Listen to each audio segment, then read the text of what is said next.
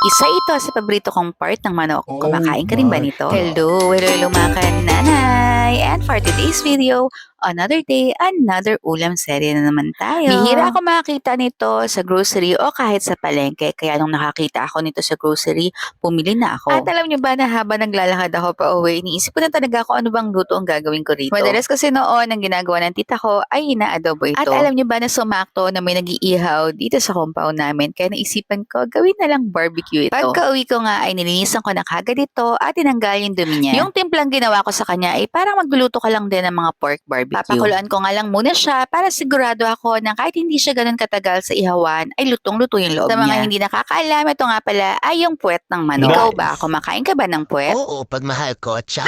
after ko nga siya mapakuluan, ayan, para talagang effect na barbecue siya, nilagay ko pa talaga siya sa barbecue stick. At after ko nga maituhog, ay nakisingit na rin ako dito sa nag-iihaw sa labas. At dahil nga hindi na ako makapag-antay, nagsalang na rin ako ng griller sa kalan para mas mabilis maluto yung ulam namin. Alam niyo ba mga kananay, hindi na ako gumawa ng sausawan na to kasi ang sarap na niya. Pero nasa inyo naman kung gusto niyo gumawa, pwede yung sukang maanghang o kahit ketchup, pwedeng pwede. Anak, siya approve nga daw itong niluto ko na to at sobrang sarap. Bukod sa pang-ulam, ay pwedeng pwede to pang-pulutan. Kaya pagka magkakaroon kayo ng inuman session ng asawa mo, try nyo na rin to. Panigurado akong magugustuhan Oh nyo to. yes.